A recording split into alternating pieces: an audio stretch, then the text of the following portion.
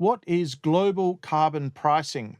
Why is it important and how can it be achieved? What are the signs that we see in today's market that suggest it's within reach? We're going to explore answers to those questions in today's part 2 of the Net Zero series on Climate Mundial's Energy and Climate Weekly. So let's get right into it.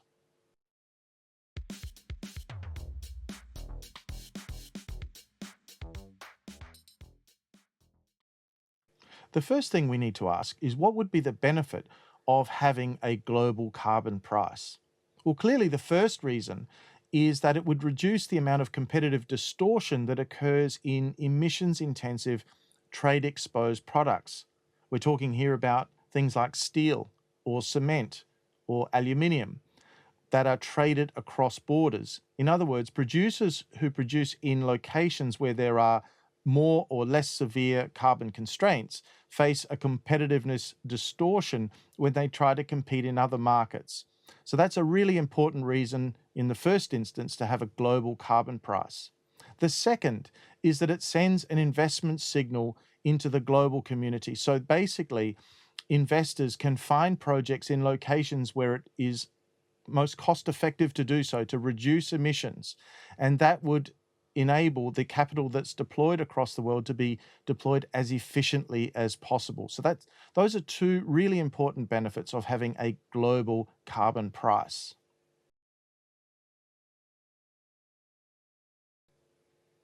The next relevant question that arises is, why don't we already have a global carbon price? And I guess there are a number of reasons for that. The first one is political. And clearly, within the context of all the 196 or thereabouts countries in the world, some are more responsible for creation of the climate change problem than others. And that is known in climate change policy circles as common but differentiated responsibilities between countries. That's particularly relevant in the United Nations Framework Convention on Climate Change and also within the Paris Agreement. So the first particular barrier to having a global carbon price is a political barrier, the disagreement, if you like, between countries as to how fast each country should move with respect to reducing emissions. The second set of problems arise on the technical level. So where you might have two countries or a group of countries that are interested in sharing a global carbon price, there are various barriers that occur which I would call technical barriers. In other words, the design of carbon pricing systems in certain countries may not lend themselves towards linking with other countries. And therefore, we get differences in the rules for carbon trading or carbon pricing through carbon taxes and things like that. We also have differences in levels of ambition. So those are really important problems as well that need to be overcome. And finally, the political question of the price is also very important. There is a reluctance, for example, for some countries to link and to share a price with other countries, because what inevitably will happen is that the countries that have a higher price of carbon will end up buying more units from the countries with lower prices of carbon, and therefore that would lead to additional demand and an increase in the carbon price in the jurisdictions that began with the lower price. That's how a lot of governments, in fact, look at this problem and don't want to necessarily link their emissions trading scheme, notwithstanding the fact that it may be very efficient to do so, because of the fear that this may lead to a rise in carbon price. Of course, this is only one way of looking at the problem, because another way to look at it would be to say, okay, well, the jurisdiction with the higher carbon price would actually seek to buy carbon units or to invest into the other country where the price is lower. And that would actually result in increases in inflows of capital from foreign jurisdictions. That would be particularly positive for the country concerned. So this aspect doesn't get discussed probably nearly as much as the price differential. And you could even think about this price differential as being a little bit like water, where the water at the higher level will seek to move towards the water at the lower level. That's how these things work. So these barriers, if you like, really do act as a block to progress on getting global carbon pricing. The next thing we need to ask is what options do we have to actually achieve a global carbon price? And the first way to achieve it would be through what's called linking of emissions trading systems or linking of carbon pricing systems between one, two, and then more countries. Now, this is something that we actually have seen before.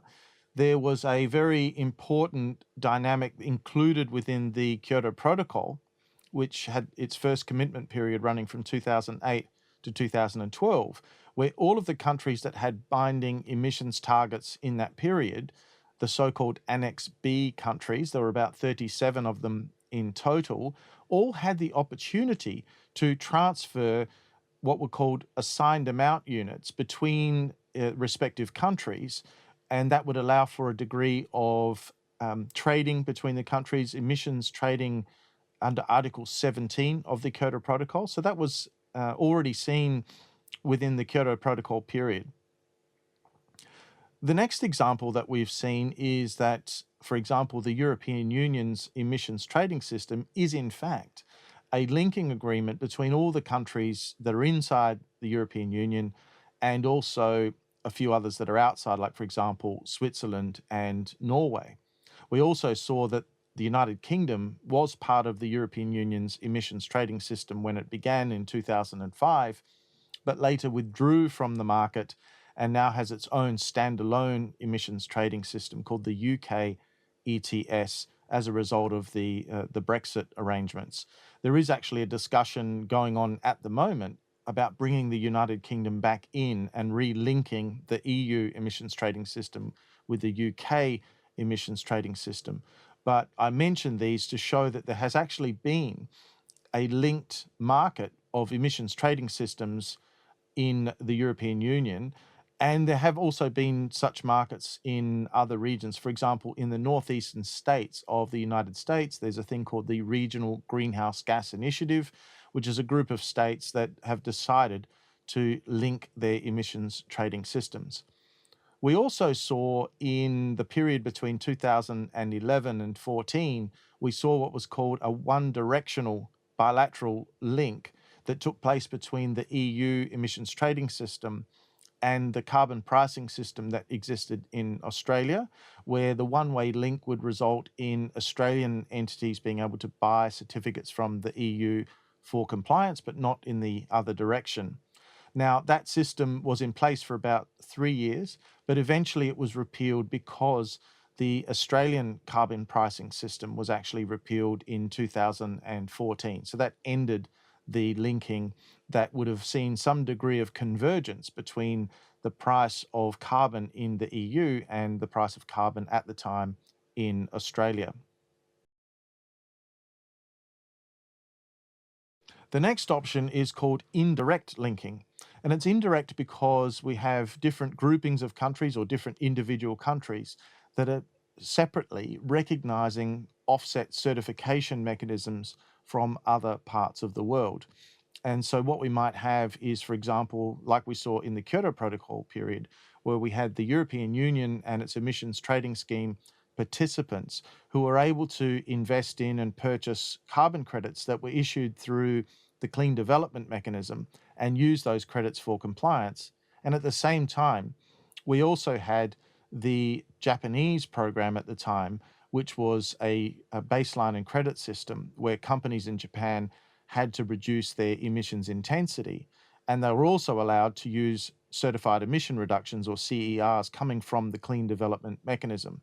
And what that meant was that there was a degree of commonality in the demand between the European Union and Japan, even though there was no direct link between the Japanese or European markets. But because they were both using certified emission reductions from the Clean Development Mechanism, there was a form of indirect linking.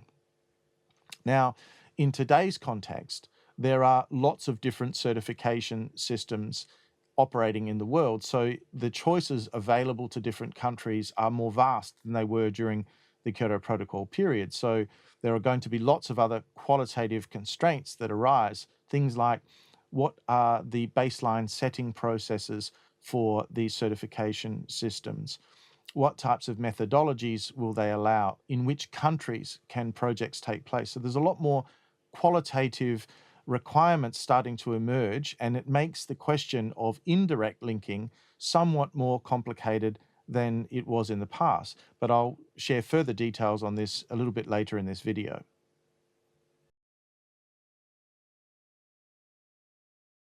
The third option that we have is to actually create global sectoral agreements.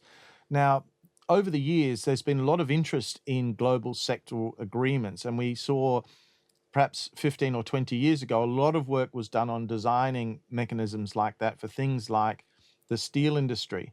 However, over the years, it proved particularly difficult to implement because of the political complexities associated with getting countries to agree to say we're going to take an entire sector out of our economy and submit it to a global sectoral arrangement where we don't even know really what the governance arrangements are on an ex ante basis. However, what we have seen is the development of a global sectoral agreement in intercontinental aviation. That is called the CORSIA market, which is the carbon offsetting and reduction system for intercontinental aviation, which is operated through ICAO, the International Civil Aviation Organization. Now, the story of how CORSIA came into being actually began with the European Union initially covering intercontinental flights coming into the EU under the emissions trading system. Now, at the time, and this began at the beginning of 2012, it took a couple of years for things to percolate to the surface, but there was a lot of concern, political concern in other countries. In particular, there was a group of 20 countries that opposed the European Union covering intercontinental flights because of the fact that they were collecting revenue, or essentially payments for the carbon allowances, on flying that was taking place outside the boundaries of the European Union. And so as a result, after some political discussions took place, the European Union decided that it would pause those requirements and allow time for a sectoral agreement to be negotiated through the United Nations, and in this particular case, ICAO. And the result of that was that the whole sector now participates in something which is completely outside the Paris Agreement, and it's called CORSIA. And it includes all the intercontinental flights that take place around the world, and the regulations associated with that CORSIA program need to be recognized then by the countries that participate in it. So I mention this to say that there is an option to have global sectoral agreements as a form of achieving a global carbon price. And that could also be replicated in some of those emissions intensive and trade exposed sectors that I mentioned before, like steel, aluminium, and cement.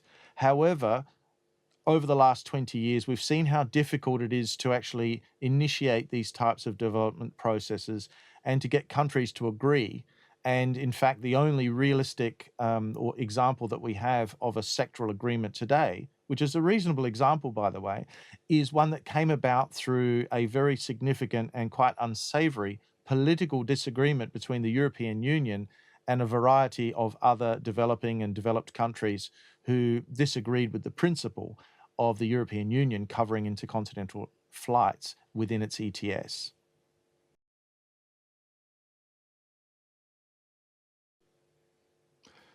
As I mentioned before, we have actually seen a degree of bilateral and also direct linking that's taken place through the Kyoto Protocol. And we also saw indirect linking taking place in that same timeframe. And that's largely because the Kyoto Protocol had these two mechanisms, the clean development mechanism and also joint implementation, which allowed for the production of project-based credits in developing and developed countries, which were then mutually recognized between different countries. I mentioned earlier the European Union and Japan, but there were also some other countries that recognized these credits. In particular, there was New Zealand.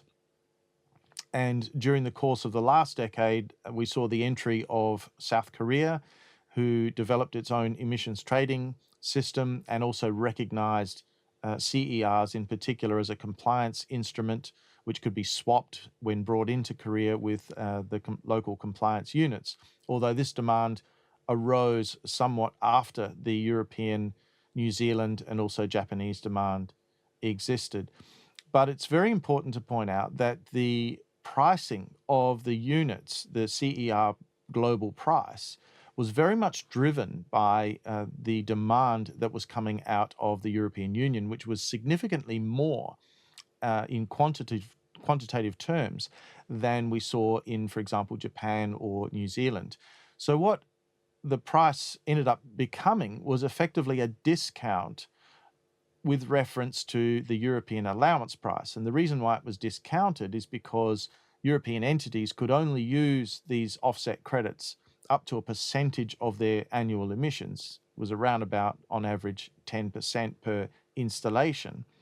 So they weren't quite as useful as the European allowances, but still they provided an economic alternative for the European installations. And so what we saw is that the actual price of CERs for quite a long period of time, maybe through 2006 all the way through and to 2012 and beyond, that the price of certified emission reductions under the Clean Development Mechanism, issued under that mechanism, were actually priced in euros at a given level, even though there were other countries like Japan and New Zealand that were also using those credits for compliance. And that was really an interesting example of the sort of emergence of a global carbon price, particularly relevant for developing countries. And then we saw the introduction of the joint implementation mechanism where developed countries could host projects. And those particular credits then became priced with reference to CER prices because they had really a similar compliance value to certified emission reductions. So we've actually had quite a lot of global experience with global carbon prices and the emergence of this indirect linking that was mentioned before, which was far more powerful in the Kyoto Protocol period than the direct linking of emissions trading systems, as I mentioned before. So that experience can serve us well as we go forward, and it needs to be borne in mind, I think, as we consider what the issues are going forward. Looking specifically at the experience that was gained during the Kyoto Protocol period, there's a couple of really important or standout issues that we need to note. The first is that demand for the indirect linking, if you like, was driven by a few very concentrated sources of demand, in particular the European Union, but also Japan and, as I mentioned, New Zealand. Now, what this does, if there's a very high level of concentration of demand in the market, then the market becomes quite susceptible to changes in policy that occur in the destination, or if you like, the sink of demand for those credits. So in other words, if we have countries in Africa or Asia or Latin America that are relying heavily on this type of business, then it becomes quite a big risk to be so reliant on the policies of the jurisdictions that are actually creating the demand side of the market for those credits. And that is precisely what we saw. There were fairly significant changes in policy that occurred during the 2010 decade, and this illustrated just how sensitive the overall global carbon market was to these changes in policy in the countries or the regions which were creating the sources of demand.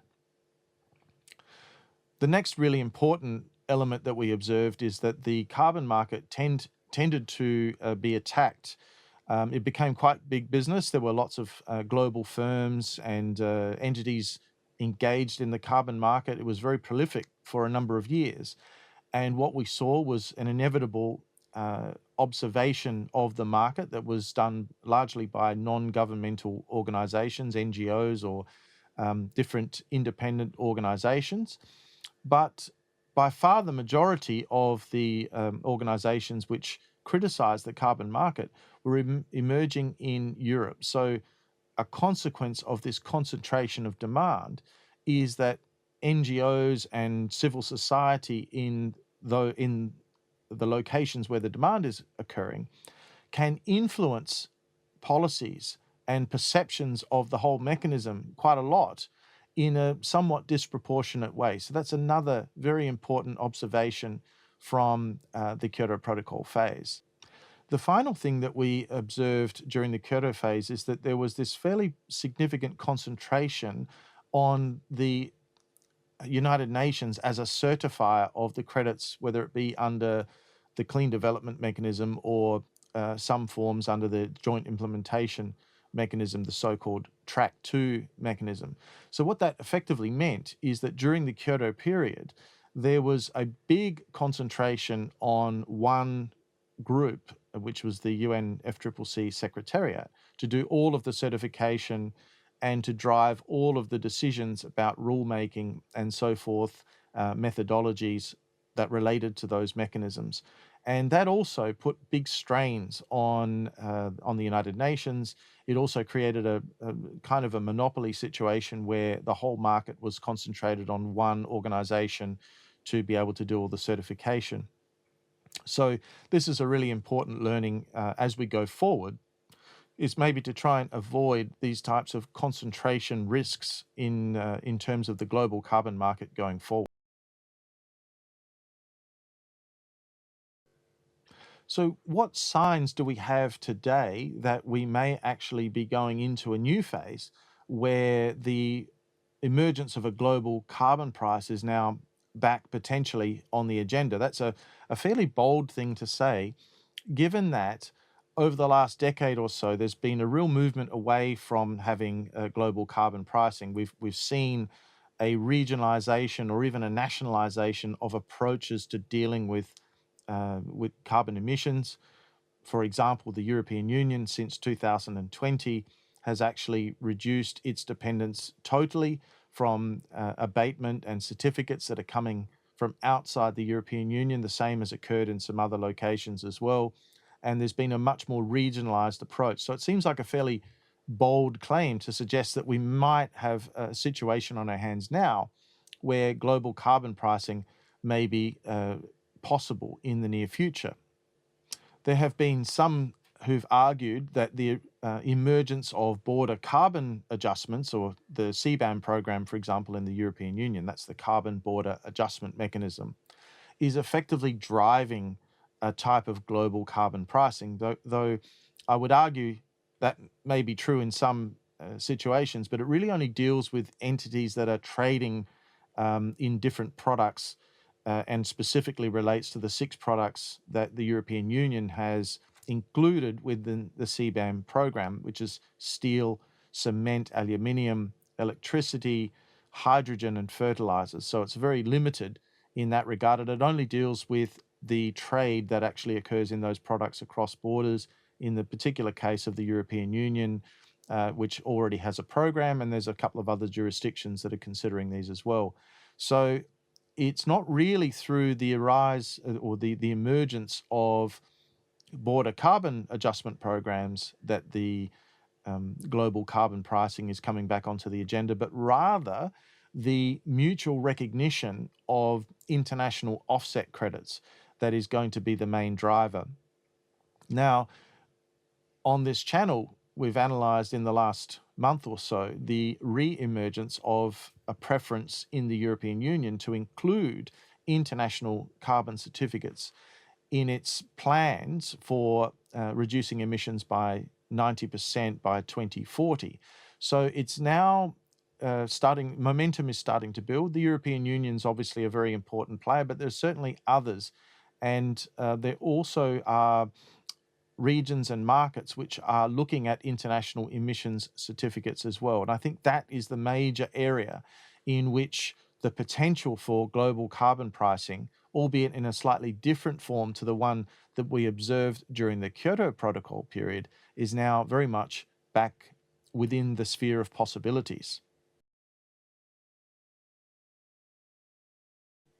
So if we look around the world right now, taking into account the fact that the European Union is moving towards a policy now to recognize international emission certificates once again, there are quite a lot of pockets of demand around the world. We've got, first of all, the voluntary market itself. That's basically the voluntary appetite that firms have to purchase offset credits for their own net zero programs or attempts to reduce emissions in their supply chains and within their own operations. So the voluntary carbon market is quite a significant source of demand. We also have CORSIA, as I mentioned before, which is recognizing international offset credits as the means of compliance with respect to the emissions of intercontinental aviation operators. There's also the continuation of the South Korean emissions trading system, which has a recognition of international offset credits. And in addition to those markets, there's quite a few others. For example, we're seeing Singapore and also Switzerland using or requiring international offsets for at least some of the contribution needed towards their nationally determined contributions. Norway has recently indicated that it wants to do some of its work internationally and import international carbon credits. That's a relatively new program. And we also have other jurisdictions like Japan, which is using its joint crediting mechanism. It's looking to do quite a lot of emission reductions outside Japan. And it is now also looking at designing an emissions trading system for entities in Japan, largely based on the baseline and credit methodology, where there would be an allowance of up to 10% for imported international credits.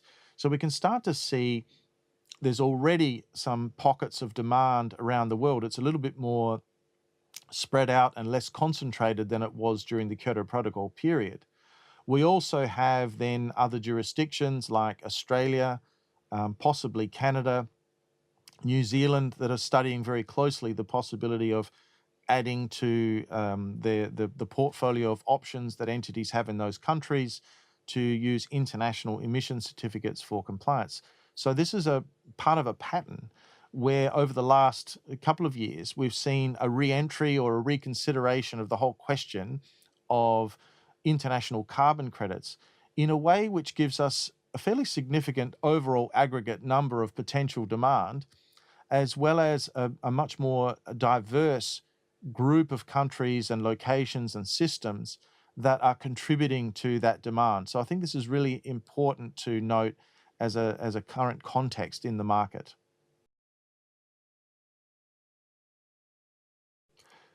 The real challenge that we face with having so many diverse sources of demand is that each country or each region or each system, whether it be CORSIA or anyone else, has its own qualitative requirements for those international offset credits. In other words, they will all have their own recognition of certification systems, whether that be the Article 6.4 mechanism, the new mechanism under the UN Framework Convention on Climate Change, or the voluntary market mechanisms, for example, like Verra, Gold Standard, or even the Global Carbon Council, which is through the Gulf region. So there's going to be qualitative requirements in terms of certification systems, but there might be also other requirements that each pocket of demand has in terms of methodologies. There might be restrictions on vintages of credits, that is, the years in which the emission reductions were actually generated. And there may also be restrictions on the types of countries who can produce the carbon credits that are required or that are recognized as being for compliance value around the world. So all of these different qualitative requirements of the different markets mean that it's going to be quite a fragmented picture, at least at the very beginning. However, I think with such diversity now in the potential pool of demand, we can now start to conceptualize the outlook as being very similar to a Venn diagram. And that is to say that there'll be different systems, programs like CORSIA, different national programs like Japan, different regional programs like the EU ETS and so forth, that will all have different qualitative requirements with their demand. But as the Venn diagram shows, there are some areas in which there'll be overlap. And it's really on these areas of overlap where basically there is commonality in the qualitative specification of credits, which is where the global carbon price can actually emerge. So I think this is the real insight that we're gaining in the recent past, is with so many different potential sources of demand or actual sources of demand, and notwithstanding all of the different qualitative requirements that come through in all of those, and including the voluntary market, there is going to be this area of overlap, and it's probably best represented by the Venn diagram. And that's the area where the global carbon price, in my opinion, is most likely to emerge.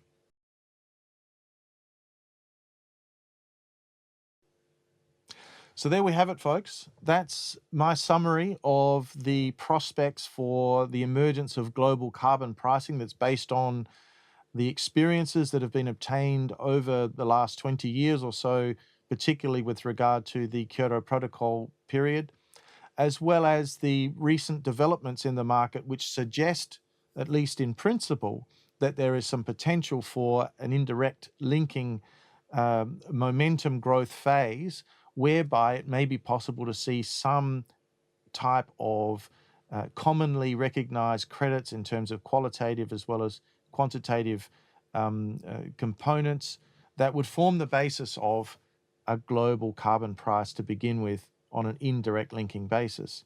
Of course, there are some limitations with that and some disadvantages, and there needs to be some optimization, particularly with regard to emissions intensive and trade exposed industries.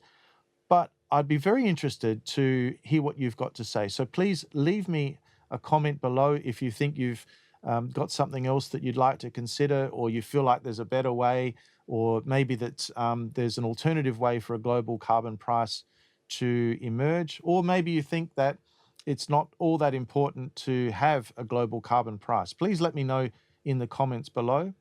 Don't forget, if you like this video, please click like, subscribe if you haven't already subscribed, share the video with your colleagues, family, and friends. That'd be a really good way for you to help the channel and help me to understand more about the types of videos that will be interesting, in particular with regard to this series on net zero, of which this is the second part, and there'll be subsequent parts to come along the way. So thank you very much for your attention today, and I look forward to seeing you again soon in the next episode of Climate Mundial's Energy and Climate Weekly. Bye for now.